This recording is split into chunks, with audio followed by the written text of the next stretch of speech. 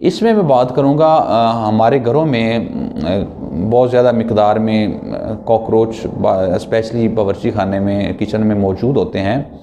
इसके अलावा अगर जो कोने खुदरे जहाँ पे बच्चे बाज़ का कोई जिस तरह बिस्किट वगैरह फेंक देते हैं, चॉकलेट फेंक देते हैं, तो वहाँ भी ये काफ़ी मिकदार में मौजूद होते हैं और ये हमारी आंखों से आप इस समय ओझल रहते हैं। अब इसमें बहुत सारे केसेस में देखा गया है, बहुत सारे पेशेंट्स जो प्रॉपर अपना इलाज कर रहे हैं, बहुत सारे केसेस जो इलाज नहीं करते वो तो एक अलग कैटेगरी है।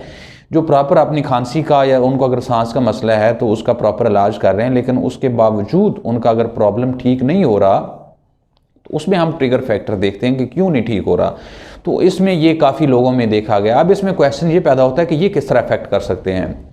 देखिए ये जो कॉकरोच स्पेशली मैं कहूँगा, इसके अलावा और भी काफ़ी होते हैं कीड़े मकोड़े हम जिनको कह सकते हैं, हशरातुल अर्द कह सकते हैं, जो हमारे घरों में होते हैं, स्पेशली जो कॉकरोच है। अब इनका इस तरह समझें कि जिस तरह हमारी स्किन है, स्किन का एक मैकेनिज्म है कि स्किन को जो पहली स्किन है वो डीजेनरेट होती है और उसके नीचे से ग्रो करती है।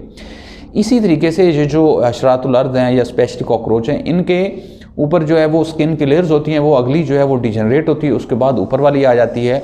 और इनका जो फीकल मैटर है यानी फुजलात वगैरह जो वो मादा है, ये सारे आपके घर के माहौल में इंटर हो जाते हैं। यानी आप इस तरह समझें कि ये बड़े माइन्यूट से ज़र्रे बन जाते हैं और ये हवा के साथ शामिल हो जाते हैं और ये आपके घर की हवा में मौजूद होते हैं, घर के अंदर मौजूद होते हैं, डस्ट के अंदर।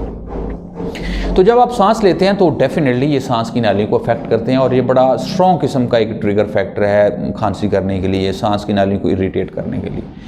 अब अगला क्वेश्चन होता है कि ये कैसे इनको पता लगाया जाए। ये अब जिस तरह मैं पहले बात की कि ये स्पेशली खाने पे होते हैं और रात के टाइम निकलते होते हैं यूजली, तो आपने ये देखना है कि अगर आप कहीं आपके जो कोने खुदरे हैं उसमें कहीं भी बच्चे जिस तरह फेंक देते हैं कुछ चॉकलेट या बिस्किट वगैरह, या आपके बावर्ची खाने में आपने एक एक चीज़ को देखनी है, अपनी वो मुकम्मल उसको अलमारियों को खोल के देखें, तो कहीं ना कहीं आपको ये मिल जाते होते हैं, क्योंकि ये सीवरेज सिस्टम के ज़रिए आ जाते हैं, ये दरवाज़ों के नीचे से आ जाते हैं, कहीं ना कहीं ये बाहर घुस जाते हैं।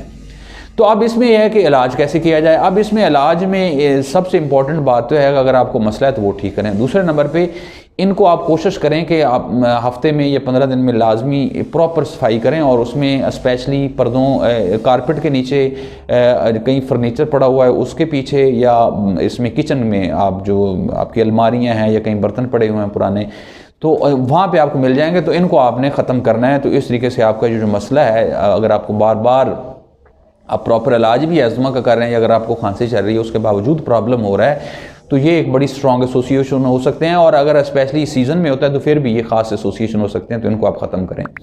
दूसरा ये किया जा सकता है कि उसमें आपकी क्रॉस वेंटिलेशन कोशिश करें घर में हो। अगर बंद घर है तो वो डेफिनेटली बहुत ज़्यादा अफेक्ट करता है।